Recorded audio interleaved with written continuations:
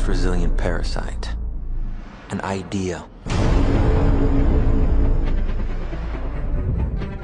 A single idea from the human mind can build cities.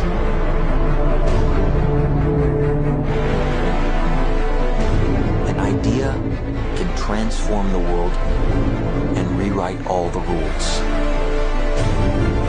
Which is why I have to steal it. He's hiding something, and we need to find out what that is. We gotta break out of here. Give him the kick!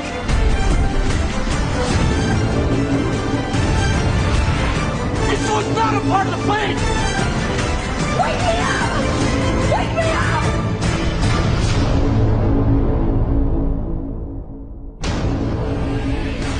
I know we have still not shattered that highest and hardest glass ceiling, but someday someone will, and hopefully sooner than we might think.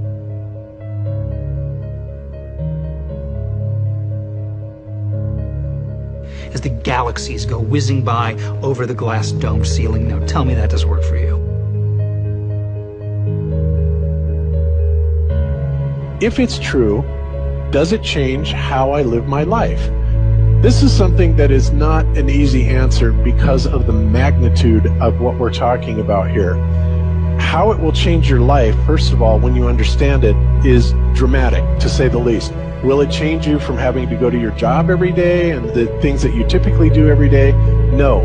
But when this knowledge becomes more mainstream and these agencies are starting to be held accountable, and you understand that they're all participating in this, not just the United States government, not just NASA, but China, Russia, India, all of them have space programs. They all have the same symbolism. They're all doing the exact same thing to their citizenry.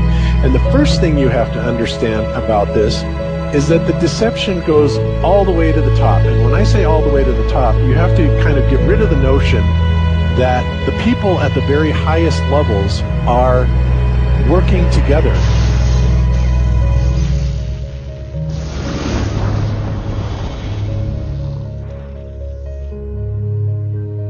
Why would they do this? Why are they trying to hide the fact that we are on an infinite plane or on a flat earth rather than a ball? Well, if you isolate people into the idea that they're on a blue marble that's in the middle of a universe that is really insignificant, and there's thousands or millions and billions of other worlds and possibly other civilizations, that makes most people think that we are insignificant and that we did actually come about as some sort of an accident. Now, when people believe that, their minds are much more malleable into being given the idea that there is no God, there is no creator. And because of that, that also gives the controllers this fertile soil to build other deceptions on.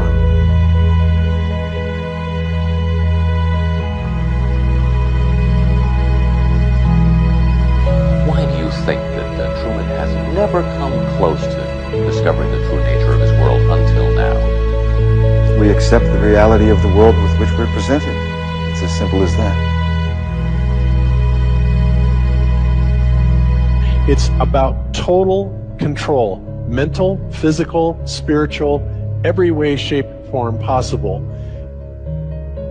You have to remember how big of a conspiracy this is. This isn't talking about just the JFK thing, or isn't talking about just 9/11. It's on an umbrella kind of system to where it is the biggest deception that there is. It actually exposes every other deception, and nothing else brings down the power of the elite, because it really exposes education, science, the economy, television, museums, universities. Think of all the things that have been fooled. I feel worse for the people that are out there building satellites, the people that are out there actually working for these space agencies, the people out there teaching in schools as professors, because they would all come to the conclusion eventually, once this gets out, that they've all been contributing to the lie. Why do you believe what you believe? Prove it without using NASA or any other space agency, the government or military of any country in the world. Why would I say that? NASA has been proven to be liars time and time again. I could spend a whole weekend here showing you the lies of NASA. How many of you believe your government is 100% honest and can be trustworthy? And how many of you know the military answers to their government? Okay, so if those three sources are all proven liars, why would you trust them? Fool me once, right? Shame on you. Fool me twice, shame on me. I say, continue to believe pathological liars and you're an idiot. But that's what we've all done. And so, I look at these stuff, we've all seen the textbooks, we've all seen the videos and movies and all these things, and there's so much of it. Do you know what the budget NASA has? You know how much they get? How much money they get? Have you seen the movie Gravity? Okay. That's made for about $100 million, give or take. And if you saw the movie Gravity, that was pretty impressive. I saw it on IMAX, big screen, like, wow. I mean, I felt like I was with Sandra Bullock flying around in space, freaking out myself. Okay, this is what they're able to do with $100 million. What are you able to do with tens of billions of dollars a year since the 60s? Now, in my opinion, we're being lied to not only about the shape of the Earth, we're being lied to about the very nature of reality itself. In 1954, Admiral Richard Byrd, a highly decorated naval officer, conducted an interview where he alluded to the idea that there may very well be land beyond the poles. Admiral Byrd, you've been to both the North Pole and the South Pole. Is there any unexplored land left on this Earth that might appeal to adventurous young Americans? Yes, there is. But strangely enough, there's left in the world today an area as big as the United States that's never been seen by a human being. And that's beyond the pole, on the other side of the South Pole, from Middle America. And I think it's quite astonishing that there should be an area as big as that unexplored. That's a tremendous So there's a lot of adventure left down at the bottom of the world. Well, Admiral, do you hope to see that? We don't know. That's the big problem. We don't know where we are. Okay? That's what we're all trying to figure out here.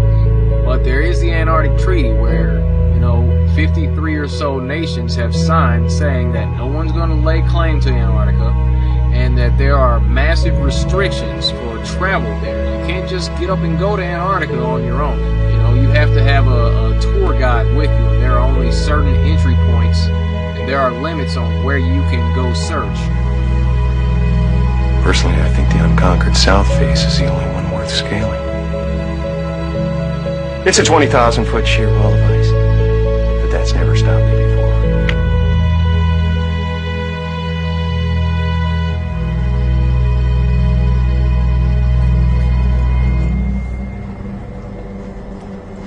Welcome.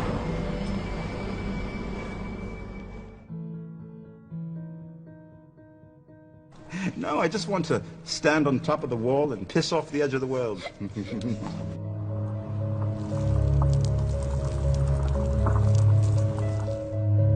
What difference does it make? What difference does it make? Yeah, that's their favorite line. Got a lot of people, what difference does it make? You can't figure out what difference it makes? If you can't figure out what difference it makes that the people running your world have lied to you over and over your whole life, if you can't figure out that someone lying to you is trying to control you, suppressing of information, of knowledge, is control. Deception of information and knowledge is a form of control. So what difference does it make? It makes a big difference, because once they start omitting information or lying about information about where you live, they're doing it to control you. Period. Why am I having to explain this to critical thinkers in the truth movement? The way you control billions of people is to keep them divided and fighting each other. Flat Earth is not a psyop. Flat Earth destroys the psyop. Every psyop that's been used to control us for as long as they've known about it. So this system has been in power and control for hundreds of years, ever since they convinced the rest of the world that they didn't know where they live. It created this fantastical scenario to make people feel insignificant and to follow those that appear to know better. Why is the flat earth so important? Because it shows the deception. And if everybody would just come together and demand answers, they would be in checkmate. They would not know what to do. Train up a child in the way that he should go, and when he is old, he will not depart from it.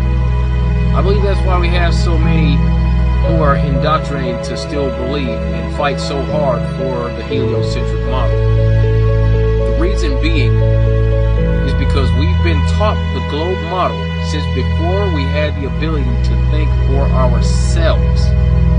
Think about that. Before you could think for yourself, before you could form rational thought, you've been taught that you live on a spinning ball, although your five senses tell you something totally different. Our senses tell us that the earth is flat and stationary, that the sun and moon and the stars rotate above us just as we see, that they make their annual cycles in such a way that we can calculate days, months, and years of the passage of time, just like in Scripture. The earth in itself works like a well-designed timepiece, and we all know that any timepiece that we can think of has a designer. What if the lie is to hide the existence of that designer? What if they're lying to us about this because they're hiding God?